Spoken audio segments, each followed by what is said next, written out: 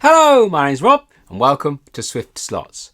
Now a few months ago I bought this beautiful Fly BMW. I did say in the mail call video that this was the last car I never bought in my collection of Fly cars back in the 90s. I had them every single car up to the BMW, but not including the BMW. Always a bit of a shame because I really love this car. I love the paintwork. I love checkers. It's my thing. So I've been to the shows recently, Gaydon and Swindon and so on, and I've seen this car on the stands a few times. I've never actually bought it. I don't know why. Something else caught my eye, something else shinier, so I spent my money on that, and I always pass this car by. But the other day I was searching around on Facebook Marketplace and I saw this car, did a deal, and it turned up. I was absolutely over the moon. Wonderful car, not packed particularly well because in the box the actual wing got snapped off in the post. Bit of a pity, but you know, it's only a little bit of glue and it's back on, and one of the pegs is still there. It's only the other peg that's actually snapped off on the bonnet, on the boot, sorry. So no big deal really. However, in classic Fly style, I put this car on the track for the first time. Now this is a brand new car. You can tell it's just not been used at all. There's not a mark on it. So brand new car on the track, brand new Fly car, and you can probably guess what's going to happen. It starts shedding weight. Like wheels, for example. And it sounds awful. So it sounds awful and bits fall off of it as it goes around the track, and it really struggles. Typical Fly, but all is forgiven because she looks stunning. So what I'm going to do in this video is I'm going to try and address the running problems with this car. Now, as you probably already know, Fly like to put their motors in their cars exactly where the motor is in real life. And that's great if it's a mid-engined car, because then you're talking the usual angle winder or whatever the configuration is. But in the BMW in real life, the engine is in the front. So Fly put the engine in the front, or the motor in the front, and it's horrible for handling. Now I only run on MDF tracks, so I don't have any benefit of magnets on the back end to keep the cars in line. I've only got weight. So the last thing you want to do is stack a whole load of weight on the back of the car to try and offset the motor and try and shift the center of gravity back. It's just not a good recipe for performance. So with this car, I'm going to turn this car from a front-engined inline car to a sidewinder rear-engined car, but with a slim can motor. So I'm going to try and jiggle it all about. And the reason I'm going to use a slim can motor is because I don't want too much engine or too much motor intruding on the interior of this car, because it's a stunning car, really well modeled, and I want to try and keep all of that. This isn't going to be a racing car. I'm not going to try and make this car go sub 50 seconds. That's not what this video is about. This video is about maintaining the look of the car and all its detail, but just making it a lot more reliable and a lot more usable. So I'm going to get you on my table here and I'm going to show you the parts that I've got, and then we'll get to the bench. We'll convert this car all about the place, and then we'll take it on Crow Valley and we'll see if we can actually get it to run around the track reliably and nicely. Okay, so here is the beautiful BMW. Now I have shown this on a mail call video in the past, but I'll show it to you again now because not everybody watches the mail call videos. But look how beautiful this car is. I really like this car. I absolutely love checkers on a car, and that's what sells this car for me. I love the shape as well, but the checkers, they're just so nice. And it's got so much detail on this car. And that's absolutely what Fly do best, is detail. I don't think there's another company out there that makes detail better than Fly. Yeah, their mechanics are hopeless. They're not very good racing cars. They run around the track like a bag of potatoes. And this one, all its wheels fall off as well. But, you know, if you can sort the mechanics out, which, you know, I can, you can end up with a beautiful car. I mean, like I say, I don't want to turn this into an absolute racing car because it is just so nice. So we'll just turn it into something that works really well. So here is the chassis. I'm sure we all know exactly what a Fly chassis looks like, but here it is anyway. So as you can see, the motor's at the front and they've had to split the front axle, which causes problems because, you know, the fitment of these axles isn't great, so we got quite a lot of wobble there. I mean, not as much as a classic Skeletrix car, but you don't really want that much wobble in a car because it doesn't support the front end when it dives into a corner. But you can see those braids never been used. Absolutely perfect. So this car is brand new, but like I said, as it goes around the track, the wheels just fall off. Within 3 laps, the wheels are falling off, and not just that one. They all fall. This other one falls off as well. You know, I mean, but at the end of the day, the Scalextric cars do that as well. Old Scalextric cars, the wheels fall off. So, you know, it's not only Fly that does that.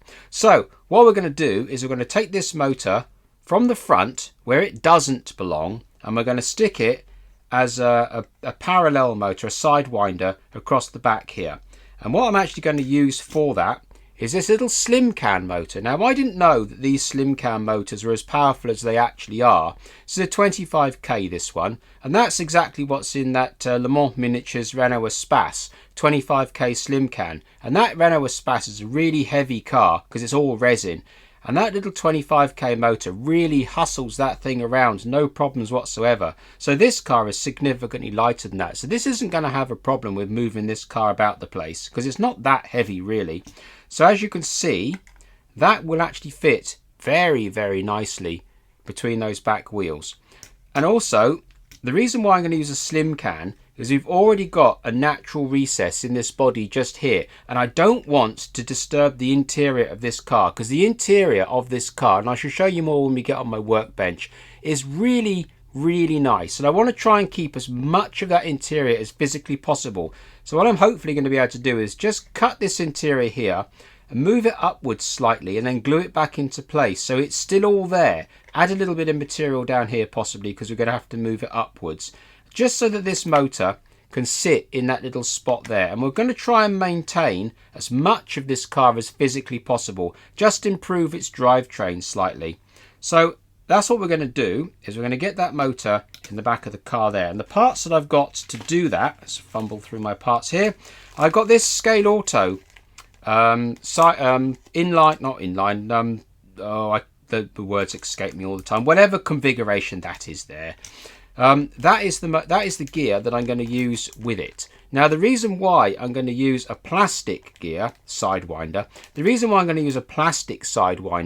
is because it's a little bit quieter. I've used slot it in the past, which is metal. So you've got a metal pinion and a metal gear, and they can be a bit noisy. And this car is already plenty noisy as it is. It doesn't need any help to get noisier. So I'm going to try and quieten it down. So I'm going to use this Scale Auto plastic gear, and I hope that'll be what we're looking for in terms of noise. And I've already checked, it's much, much smaller than the wheel itself. So that's going to be perfect, hopefully.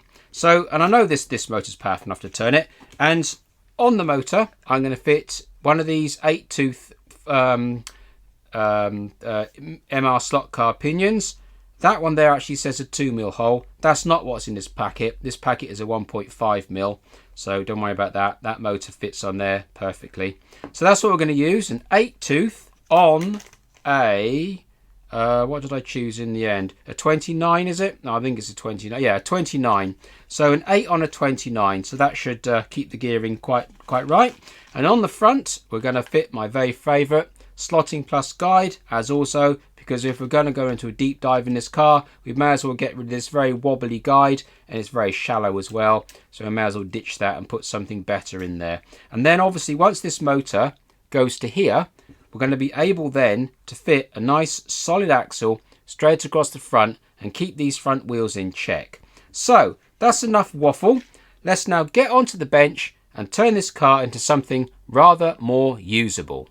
Okay, so the first thing you want to do when doing any of these conversions is to check your clearances.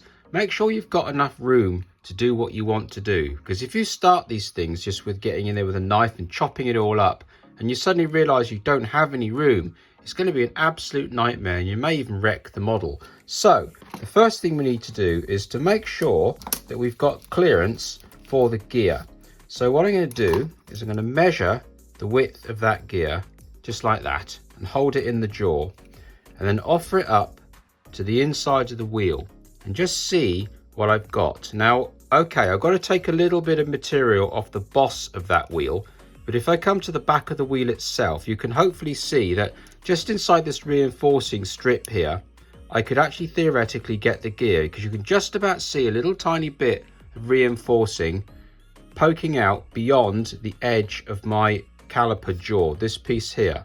So we now know that in theory we can get this gear in between the back of that wheel and that bulkhead. So what I intend to do is run a brass bulkhead down the inside of this reinforcing strip here. That means that I've got enough clearance, because the gear does actually not quite make it to the edge of that bulkhead. Hopefully that's showing on camera. So we know we can get the gear in there. Forget the actual bearing, we can play around with that later on. Now we need to make sure that the motor will actually fit in our available space. So we can do exactly the same thing again. If we hold the motor, like, let's go on the can itself, say to there like that. And we could put the back of the can up against that bulkhead there on this side, and then put it over here on this side of the bearing bulkhead. Now we can see we can still fit it in there. So if I thin the back of this bearing bulkhead down to the same thickness as this reinforcer here, I should be able to get my motor in, and you can see the gap here is about probably 1.5 mil, or maybe 2 mil even. So I should be able to get my brass down here on the inside. Let me show you with a knife. I should be able to get my brass down on the inside of this rail, so it replaces this bulkhead here effectively, and still have clearance for my motor and the gear over this side, and it all should work out perfectly well. So the next thing to do is to strip out all this running gear, because we don't really need it. But just before we ditch this entire back end, it is also worth just making sure that what the width is, just as a reference. So we got about 63 mil, and it's also worth transferring that width over to the body of the car, just to make sure we can't eke out a little bit more width. In the case of this car, we really can't. That is absolutely maxed out to the body, so we can't eke out any more on this width. So we know what we're dealing with. So that is 63 mil width, or 62.9, whatever, there or thereabouts. And we know we can get our motor in between those bulkheads, and we can get the gear between the wheel and the new bulkhead that's going in. So we're safe now to completely continue and strip out all of this stuff here. And in the case of this particular Fly car, it's quite interesting because it's actually got a little sub bulkhead here. Look, if I take away that magnet, there's got a little sub bulkhead on the back of this motor, which is quite interesting. So I'm going to cut off these because who cares? Okay, so now all that lot's there is removed. We can now just remove all this surplus bulkhead that we're no longer going to be needing.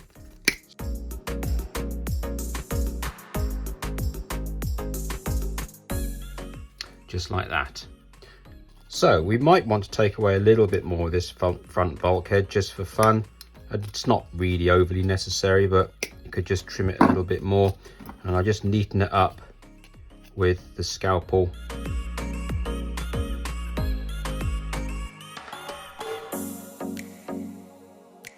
Just like that. Right, so now what we want to do is we just want to fill in this hole in the front, because it doesn't really need to be there. So I'm going to cut a piece of black plastic card and just bond it in.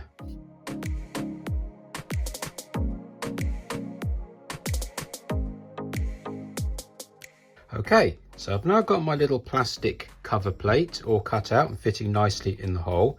And just for the sake of ease, I'm going to pull these front wheels off, because there's really not a lot holding them in place and they're just getting in the way. And as you can see, they're very, very easy to come off, which is part of the reason why the car sheds its wheels as it's going around the track. So get those gone for a minute.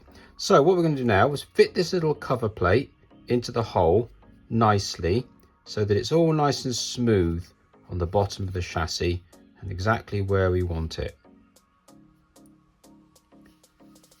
which is somewhere around there. So once the plate is all fully seated, what we're going to do, we're going to glue it in place with a little bit of MEK, or EMA as this particular stuff is called. Different names, same stuff, it's just plastic weld. So what we'll do is we just pop a little bit across that joint and that joint, and that's it for a second. And now what I've done is I've cut these two pieces of D section half round, because the bottom of this chassis here is tapered on the sides to allow for the motor. So we're going from a feather edge to a square edge. So this little bit of half round should just drop into that little recess there nicely and just settle itself because it's half round. We just pull him over into that section there. Right, there we are. In there, upside down with the round facing to the car. So we'll just spot him at that end there, just to hold him in place. Spot him in that end there. And we just run a little bead all the way down both sides, just to bond him into place. Like that. And we can just drag him all the way in nice and tight, and that will help support that in plate. And then we'll pop the other one in the other side, exactly the same deal. Just shimmy him over. Again, he's fighting me. Why do they do that all the time? So let's just get him in there. There, right, okay. And then we pop a little bit of glue in there just to fix him at the end, and a little bit of glue on there, and then just run straight down its length with a decent amount of glue on the sides, just like that. And then we can just pull him over nice and tight into that corner there, and there we are. That should be absolutely fine. So when that's dry, I'll give it a little bit of paint just to sort of hide that mark, and the front end is basically repaired. So there he is from the underside, all looking pretty reasonable. So I think what we'll do is we'll get the front end done now by putting a fresh axle in there, and then we'll sort out the guide. Okay, so next we're going to fit the front axle. Now we're quite lucky with Fly because the 2.38 standard axles actually fit quite nicely in their chassis. They seem to use that exact size, so we're quite lucky. However, this particular axle is a little bit too long. So what I like to do is assemble the axle on the car, make sure the wheels are fully home, and I'll measure the gap that's left here. In this case, it's about 5.7 mil. Then you can take the axle apart using smooth jaw pliers, and then with a little bit of masking tape, you can just pop it on the end of the axle, and that distance is what you need to take off. So if we just keep on moving them around a little tiny bit until that's a little bit too far back. So you want to come just in border hair. You want to leave yourself a little tiny margin. So about there is kind of okay. So just make a mental note of how much too long that axle is beyond those calipers, and then get a Dremel and just chop it off.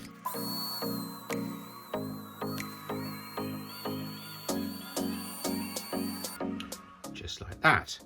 And then you should find that when you reassemble the whole lot back together again, you should be just a little bit too long, or at least in the ballpark. And there you are, a little tiny bit too long. So now all you need to do is just gently adjust the length of the axle until it's 100% perfect.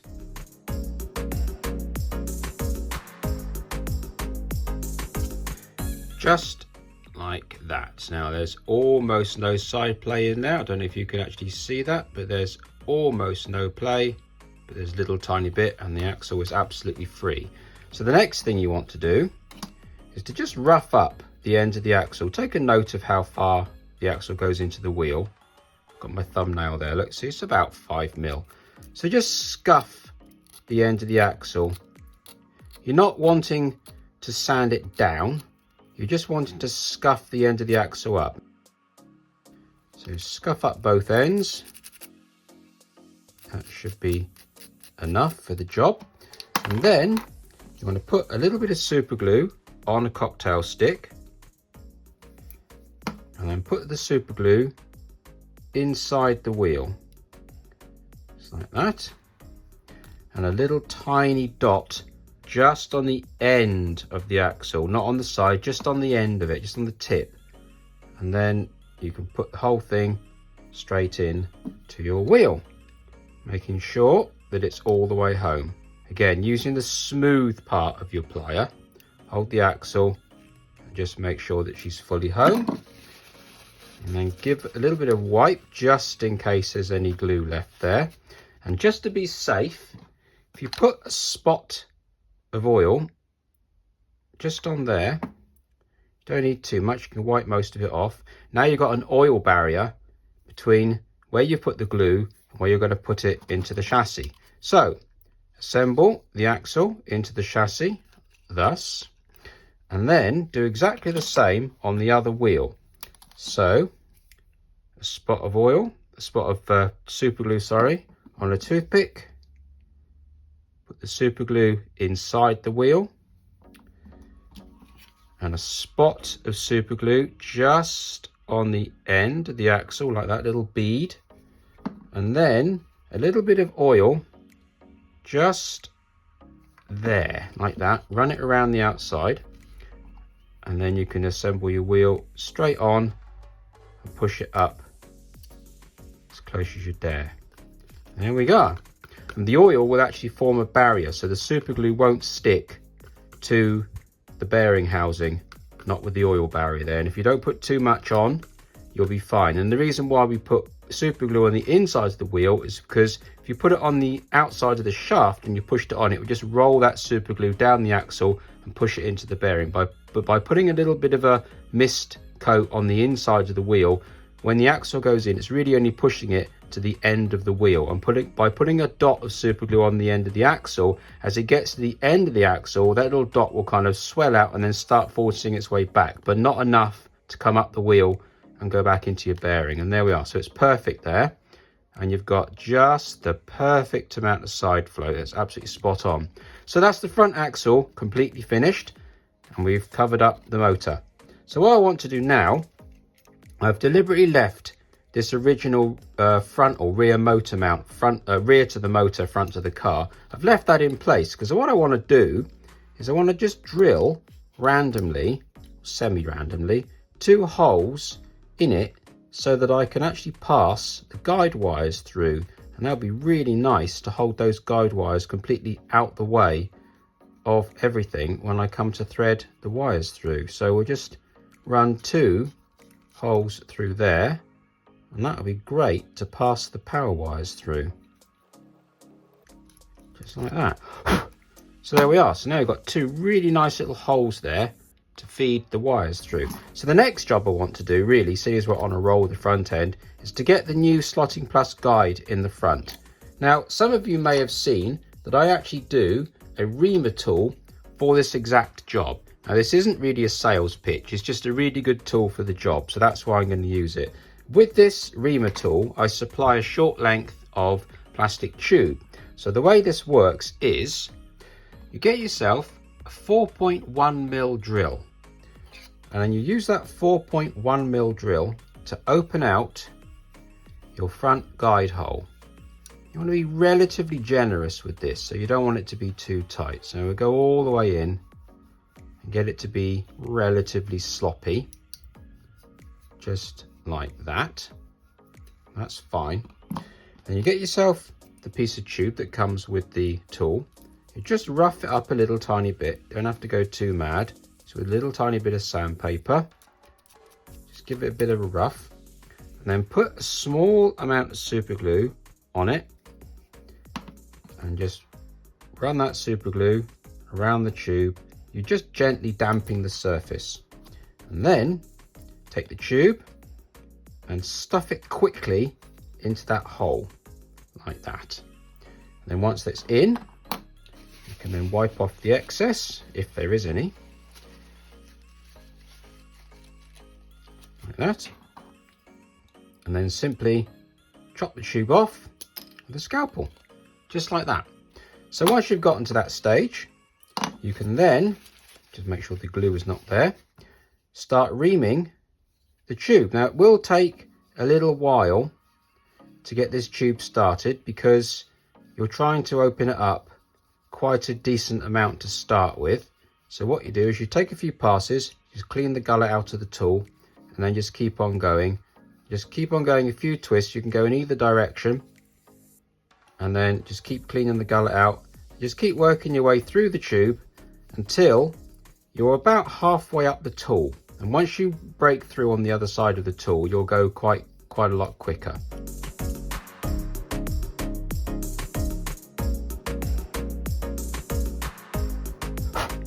So there we are. As you can see, we're about halfway through now with the tool, and it's only taken me about a minute or so. And then you can just double check and see how well your guide fits. Now I'm getting that guide to go nicely, but only about halfway.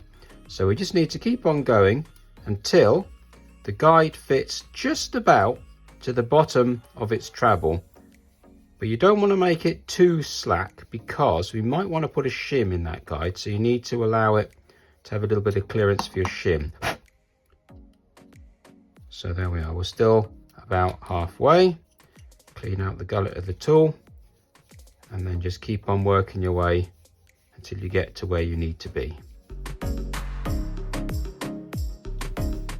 It's definitely worth setting it up on a setup plate as well to make sure that you're in the right direction. So there we are, so we're just about there. So now really all I need to do is just go down a little bit more just to allow for the braids.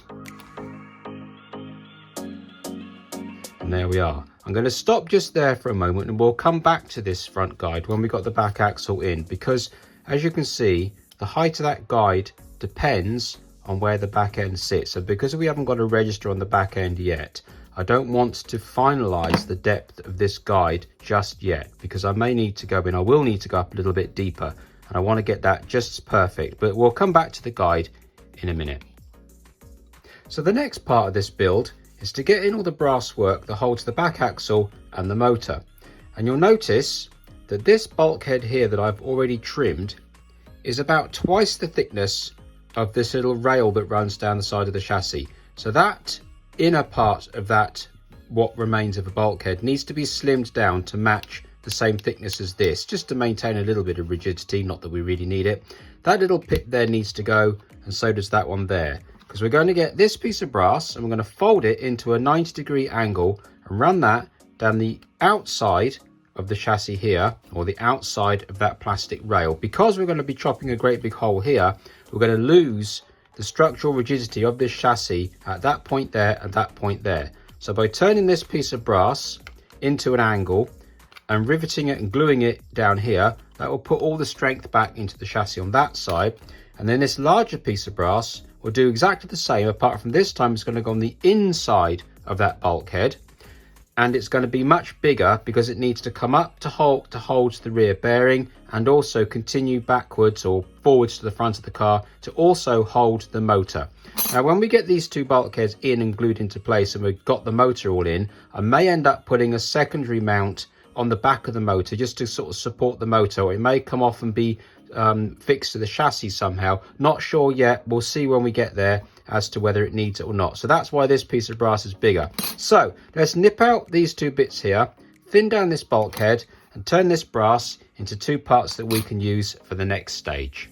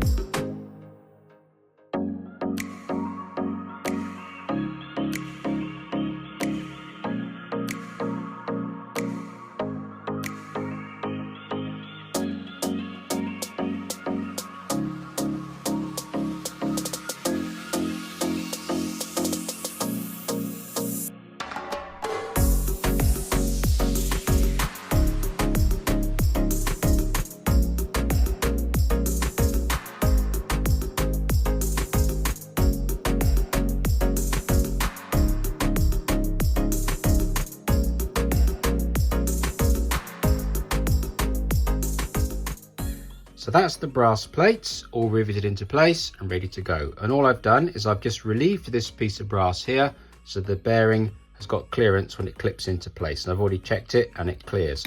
So what we now need to do is put the bearing on the axle and clip that bearing in place, just using the shaft as a guide. Now the little bit of clearance has given that bearing some nice clearance, and that's all ready to go. Now what we need to do is now to get this gear off this axle, so we're tapping it out like that, and now we've got the axle, and we'll just give those knurlings a little file, otherwise they'll struggle to get through the bearings. We don't need those anymore. So that's that. So now what we need to do is pop the axle into the bearing and then transfer a little bit of paint from the end of that axle, just like that, little tiny dot. And just by eyeballing it, I'm just going to bring that axle across. I'm going to get it exactly where I think it needs to be, which is somewhere about there. And then relieve that away, clean off the paint. So now we've got a little mark in there where roughly where the bearing wants to go. I'm going to drill that through, and it doesn't have to be wildly accurate, because what I'm going to do is I'm going to file it from this side so that it ends up being perfect. So when I put the axle in there, I can make a shim that goes in there and get the axle perfectly level. And also I can measure it from the front of the axle to the back of the axle to make sure it's parallel to the car. And just file that hole in until this axle is where it needs to be. Once it's in, I can then open it well up, because what I'm going to do is I'm going to machine off one of these flanges off this bearing, so it ends up becoming a top hat bearing. And then the flange that's left, I'm going to reduce it down to about half its thickness. Then what I shall do is I shall put that bearing into that hole, and it'll be nice and loose so that I know that I'll be able to get my position, because the axle's already been registered. So with the axle in and the bearing in there as a top hat bearing nice and loose, once I get that axle completely parallel with a packer underneath it and completely square with the front, I can then solder this bearing straight into this plate, and that will actually get this bearing here completely in the right place, and that means the back axle has been completely refitted to this car. So let's get onto the drill this hole, and then pop on the lathe and just machine this down to a very thin top hat bearing.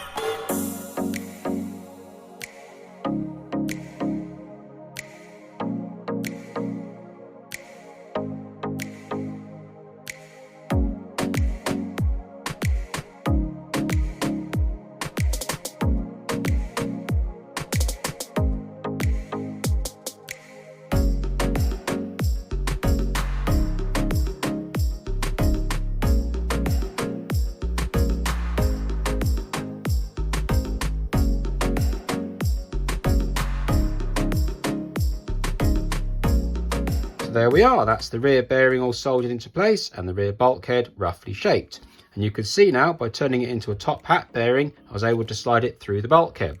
Also, by thinning down the surface of the bearing there, I was able to get the bearing to fall in exactly the same plane as this strengthening rib that already runs down the chassis.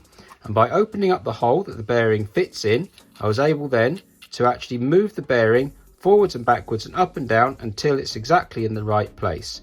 And the way that I got it to be exactly in the right place was this little gauge stick that I made. It's got a little taper on the top there and a little bit of tape underneath there, and I can just about feel the bottom of that first little spike there just catching the underside of the axle on our fixed side, and it's exactly the same on the side that I've just soldered in. I can just feel a little bit of resistance. It's obviously very hard to show you on screen, but there's a little bit of resistance underneath there. And then if you go front to back, starting from the front of that axle there, on our fixed side, that's exactly where we want to be. There's no play, and exactly the same on the other side as again. There's absolutely no play there as well. So now we know that this axle is completely parallel to the front. Now you will notice that halfway through the job, I changed from a 25 watt soldering iron to a 40 watt iron, and that's because the 25 watt iron just wasn't putting enough heat into this metal quickly. And all that'll happen is that it will just heat soak the brass and then start melting the plastic. So I didn't dwell too long with that, just took it away and changed to a bigger iron so I can get in there, get this solder flowing quickly, and then get the soldering iron out so I can get this job to cool down before it starts melting the plastic, because we don't want that. Right, so that's the back axle, absolutely finished. We've now got a really nice free movement, and we're ready to move on to the next stage, which is fitting the motor. Okay, so time to fit the motor. It's going to be a little bit of a squeeze in this car, but we'll work it out. Now, the keen-eyed amongst you might have noticed that these gears in this original packet I showed you were for inline motors. Now, that means that the tooth profile is a little bit different. I didn't kind of spot it, and I did kind of spot it, whatever, but I do tend to mix up my gears in bags, so I'm a bit naughty for that. So when I actually corrected the 1.5mm here, I didn't actually bother to take notice of the inline. So we won't be using those particular ones. What we are going to be using are these MR slot car ones. Again, I've mixed up the packet, but the actual pinion is slightly different. These are still 1.5, 5.5 diameter and still 8 tooth. But the actual profile of these, I hope that the camera's going to pick that up, is a little bit different from the profile of these. I don't know if that's going to come through on the camera. See, the tooth is quite fat and wide. That tends to be for a crown gear. And these ones here are a little bit more sort of pointy tooth, and they tend to be for angle winder or sidewinder like we're using. So, same tooth, just a different tooth profile. Anyway, with that out the way, what I'd like to do is change this original Fly axle. With the best will in the world, it's awful. No wonder these cars run like poo. They're just, I'm running the axle round in my finger now, and there's flat spots in it from brand new, and on the other side as well. And I popped this axle in the lathe earlier on, and it wasn't even straight. It's very, very, very soft as well. So it's soft, not round, and bent. But the thing is, it does fit these bearings, they're proper Fly bearings. It does fit it reasonably well, but I just can't, they're horrible. So the other thing is, of course, they fit these wheels okay. I mean, they still fall off, and they fit this MR slot car gears really tight, which is a good thing, but it does actually fit. If I push it on hard enough, it will go on, but it is rubbish. I mean, it's no wonder these Fly cars don't run very well, because that's just going to be awful. So I've elected to just change it for a better quality shaft. To say it's almost the same length, I need to tickle the length a little bit. So we're going to fit a better quality shaft, one of the hardened shafts I get from Pendle Slot. They're much, much better. It's a little tiny bit slacker in the Fly bearing. In hindsight, I wish I'd have put slotted bearings in this, but we are where we are with it. The plan was to just change it for Fly gear, but here we are. So I'm going to use a proper axle, because I just can't bring myself to use this rubbish. It's just a pointless waste of time. So with that all said, we now need to get this gear, or this motor, into this bulkhead so we can fit the gear. So the way I'm going to do that is, the motor itself is about 12mm. We'll call it 12mm. So I'm going to reduce my vernier down to 6mm, which is there. Then what I'm going to do is colour the side of this bulkhead where the motor is going to approximately come through, somewhere in that ballpark. And because I want the motor to come flush to the bottom of the chassis, I need to sink this motor down so I'm safe to go off the bottom of the chassis and mark my line. So there we are. So now we've got a line marked there. Then what we'll do is pop this gear, and now it's not a really tight fit on that axle, because we're not using a Fly axle with flat spots in it. Might need to nip it up on the Allen key. So then we can pop that in there like that, and then we can put the gear. Now this gear doesn't quite reach that pinion, so I'm going to have to eyeball it. So I'm going to eyeball it about there. It's not majorly important at this point. And then what I want to do then is just put a line dead center, more or less, where that gear is there. Now that should be pretty much where the motor shaft should come through. So with a scriber, I'm going to transfer that vertical line down through here like that. So now we've got a crosshair as to where, in theory, that pinion, that gear will go. So I'm going to drill a hole and then keep on wallering it out until the motor fits in. And then once the motor is in, I can then transfer a hole into the chassis, and I'll nibble out the chassis as well. I may need to tickle that rivet there, and I'll obviously need to take away a little bit of brass here, but we got all this metal here to support the chassis, which is why we put a nice big piece of brass in there and a piece of brass down here.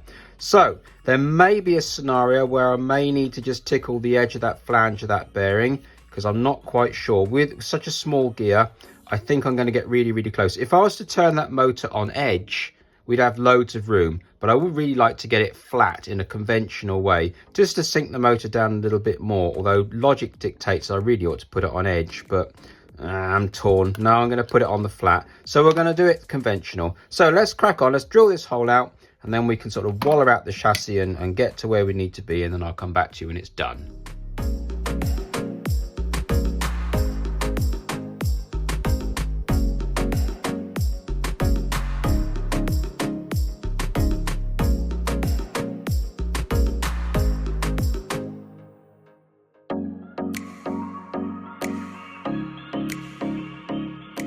Okay, so after a little bit of chopping and filing and fettling, I've managed to get the motor to fit in the chassis exactly where I want it to. It's a little bit snug, but it goes in there nevertheless. So there is the motor in the car, exactly where we want it. So the next thing to do is to get the pinion gear on it. But the trouble is, I've got far too much shaft here, and this is only an 8-tooth pinion, so there's not a lot of metal around it. I don't want to be sliding this pinion all the way down that long shaft to get it to where I need to go, because it's just stretching the pinion all the way. So there's a little trick that I've discovered on how I chop my motor axles. So I will show you that now. If I put my gear on my axle there and then pop the whole thing in, I can now see how far my shaft needs to be coming out the motor. So if I grab this piece of masking tape and just pop it on there like that, just there, now I know how long my shaft wants to be, plus a little bit of extra. So if I take the motor out like that, and then get my Dremel in my hands like this, and power up the motor like that, I will then cut the motor shaft with the motor turning, and that will give you a perfectly good straight cut. So let's do that.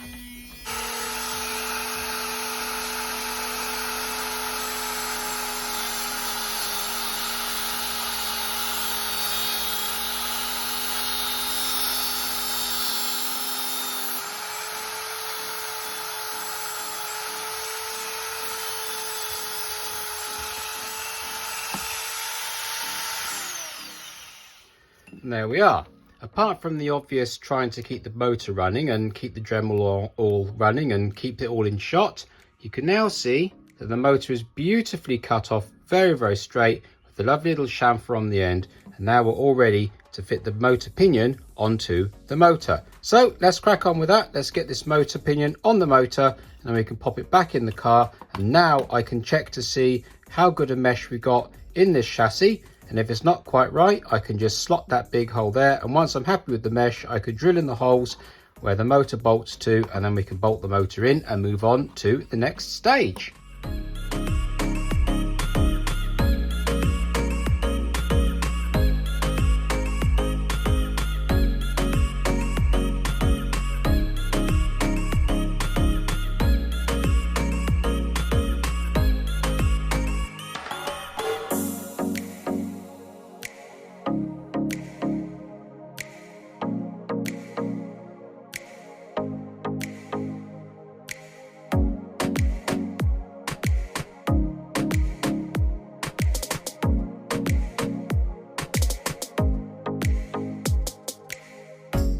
Okay, so after a little bit of filing and drilling, now I've got the motor fitting really well, clearance the end bell for the little terminals that come out the back as well. So just a simple case now of popping the motor in and screwing it into place. And there we are, all fitting really nicely. We got the perfect amount of backlash there as well. No problems whatsoever. So that gets the motor all in place and finished. So now what we need to think about doing is getting the front guide all hooked up and getting the back wheels on. Okay, so I've taken out the interior from the body, and I'll come back to that in a minute because it's very nice. And I've released just the body itself because I need to work out how far in this wheel needs to go. Now I actually know that that little lip on the back of the wheel is a little bit too deep. So when I put the wheel on the axle, right up hard against that gear, and then I put the body on, because obviously the interior needs to be out because the motor is intruding into that interior. So I've had to take the body out for now. So if we drop the chassis down into place, you can actually see that we've got about 1.5 mil of poke, and we've got about 1.5 mil, if not slightly more, in the gap between the gear and the tyre. So if I take this wheel here, you can see that there's quite a bit of extra boss sticking out. Now, if I take this wheel off this axle, you can see how much shaft is actually sticking out the wheel. So I've got plenty of axle into the wheel. So another thing that I've got a problem with is these wheels fall off. So what we need to do is we need to grind a groove around the middle of that wheel, and I'll show you how to do that in a minute, so that when we glue them on, you've got what they call a land inside the wheel. So there's a little recess in the axle where glue sits, and it forms like a bead inside the wheel. So it's got a physical lock to the axle because it's inside of a concave around the axle, and it's got a physical bonds to the wheel because super glue loves plastic. So between the two, you've got a really solid lock. Now obviously, if these wheels ever need to come off, you're never going to be able to get them off with that type of gluing on there. But to be honest with you, who cares? I don't really expect to be taking this apart. Also, if I do ever need to take these wheels off, I'll probably change them, because look at the quality of those wheels. That's all flex. That's absolute rubbish. So it's no wonder these cars struggle with the performance. They're just everything about the running gear on a Fly car is hopeless. So what I'm going to do is I shall trim off that little excess there, and I'll show you how I get the wheel fitting properly inside the body, and I'll show you how to grind a little land on the inside of that axle and glue it all up. So let's do that.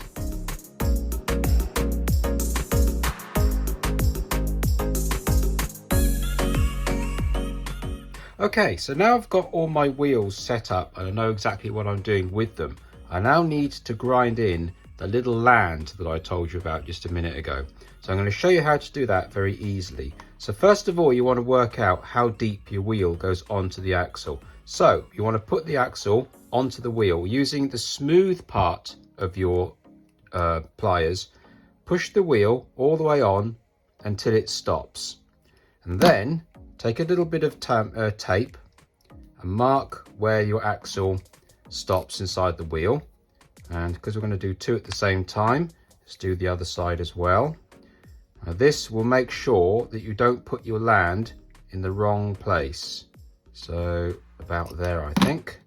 And then a little bit of tape on there. So that's that done. Right. Now what you want to do is get yourself an ordinary domestic electric drill or power drill, whatever, like this one, and put the axle into your drill and set it on the fastest speed, just like that. And then with a Dremel, with a slitting disc, you just literally start the drill up and you just offer the slitting disc to the axle, cutting two very shallow grooves. And what you're doing there is you're creating a mechanical lock inside the wheel. I mean, scuffing up the axle for the front wheels is fine, but it's not really going to be good enough, especially on these hardened axles. It won't really be good enough on a driven axle because you've got rotational forces going on there as well, not just pushing forces. So what we're doing is we're creating like a locked in bead on the inside. Now the the glue will bond really well inside that groove of the axle and it will stick to the plastic. So between the two, you're going to get a really good lock. So let's just put in 2 little grooves. Don't forget, not too deep.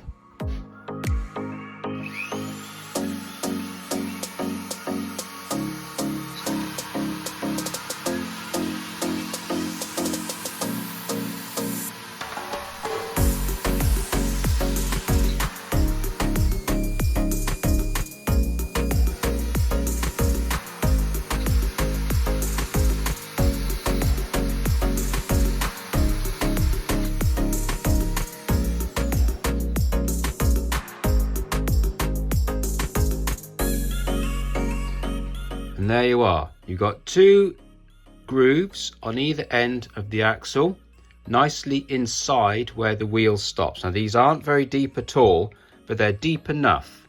So that's all you need to do to get a really good lock on your driven axle. Now, as I said before, if I ever try to get these wheels off, it's undoubtedly not going to happen. But like I say, these wheels are so flexible and rubbish, I would just destroy the wheel, rip them all up, and I would put some Staff's wheels on there and some decent tires. But I don't really envisage that happening anyway. But if it did, that's how you'd overcome it. It's not really worth worrying about. So now our axle has got our nice little grooves in it. What I'm going to do is I'm going to put some epoxy. I'm going to use epoxy this time and not actually super glue, because I want to be able to get these wheels to settle in and give myself some time. So epoxy, or 5-minute epoxy, will give me plenty of time to get this axle set up. I also need to fit a 1.6mm shim on this side of the wheel. I've already done my adjustments and I know exactly what I want. So that's what I do now is pop on the lathe. I'm going to make a 1.6mm shim to go on this side here. I'll mix that to epoxy and bond all these wheels onto the axle and get the whole back end completely finalized.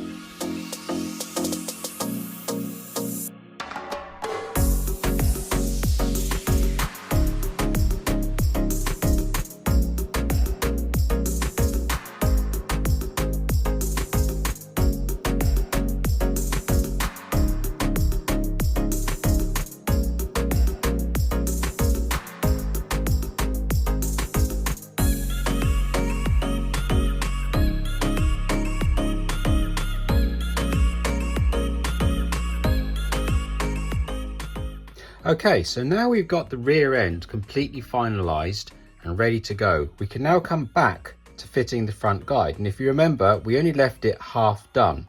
So the reason why we left it half done is because we didn't know what the ground clearance was going to be on the bottom of the car. But now we do. So we can now finish reaming this front guide tube. So if we pop it in there, it's still quite stiff. It's halfway in, but it's quite stiff. Now I know for a fact that's going to need more. So you may as well just give it a bit more.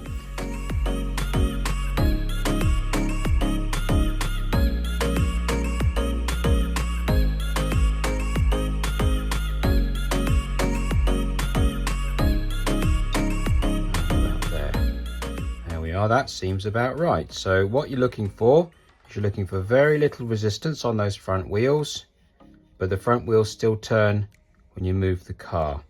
So that seems to me to be about right.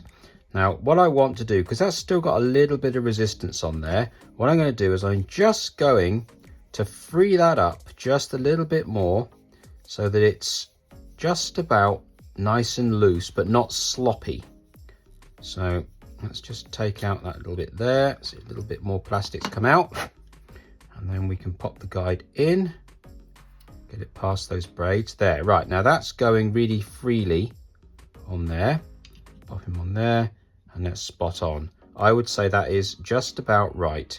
So what I like to do as well is make these little pack of shims out of plastic card, and this particular one is 0.5mm. You can do it down to 0.1 or 0.2 or whatever you need to do, and they just slide over like that if you should need them. So if I pop that on there, now that is really nice just there. So if I put that on there, see, now that is just a little bit too high. Those wheels are free to turn. They do, well, they don't quite catch, but they're about there. They're about there. So another little trick you can do is use thinner braids. Now this is 0.3 braid, but that'll be fine. I don't need anything thinner than that for this particular car. So what I'll do is I will just try and ream this out a little bit more and just see if I can encourage that 0.5 to sit down right. No, it's not quite working. So what I'm going to do, I think it does need a spacer underneath there. So I'm going to make another one of those shims in 0.2 mil plastic card and then come back to it and see what it looks like then.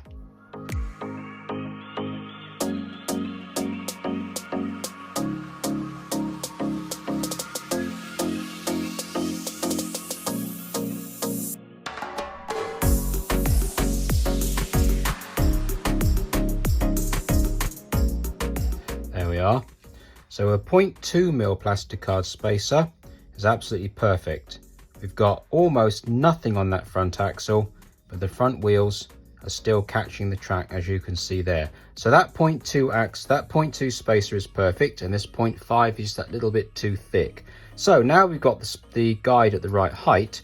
What I like to do is open out these top holes to about 1.9 mil, possibly 2 mil. Now the thread itself is also 2 mil, but what happens is because this fit on this guide now is so good, as you put the screw in, it tends to swell this tube. So if you open out that hole to almost exactly the same size as the thread, it doesn't seem to have that much of an effect on the movement of the guide. See that it's still really free to move and it doesn't affect it at all. So there we are. So that's the guide completely done. Now all we need to do is just hook up the braids.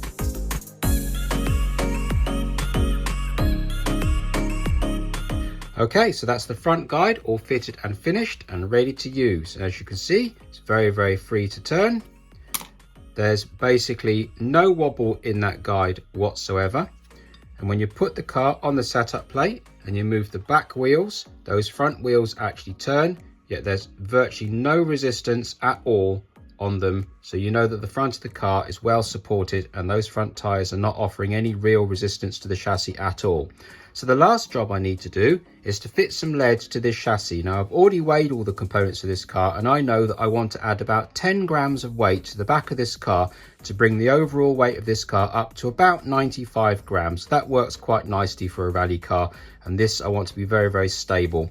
And what I'll also do is I'm going to drill a hole in the middle of the lead and I'm going to put a bit of glue on the chassis and let that glue come up through the hole in the lead and almost glue rivet the lead in place, because I know that I don't want to take this lead out and I'll be very happy with 95 grams for what I want. But normally you would stick lead down with this foam tape or even possibly a bit of hot glue. That would be a better option if you wanted to change the lead at some point. But as like I say, I don't want to change it.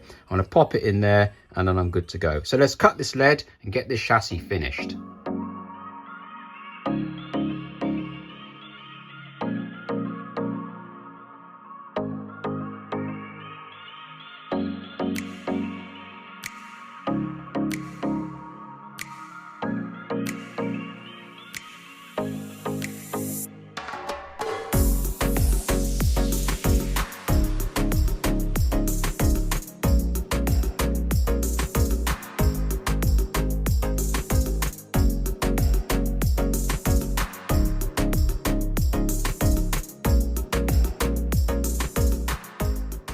Okay, so that's all the lead in. We've got about 3 grams of lead up the front over the front axle and about 7 grams or 7 or 8 grams of lead up by the motor. I had thought about putting a piece under the axle but decided not to. It doesn't seem to need it, I don't think. So because this motor is a slim can motor and not a long can that we normally use, this motor is already about 10 grams lighter than it would normally be anyway. So we've only added an extra 10 grams on here to bring it up to the weight of what a normal motor would be. So this car is still within normal weight limits and as if we haven't really added any extra weight at all. So it might actually go a little bit quicker because it's lighter. Who knows? That's its bare minimum though. It's definitely going to need that. I can always add more at a later date.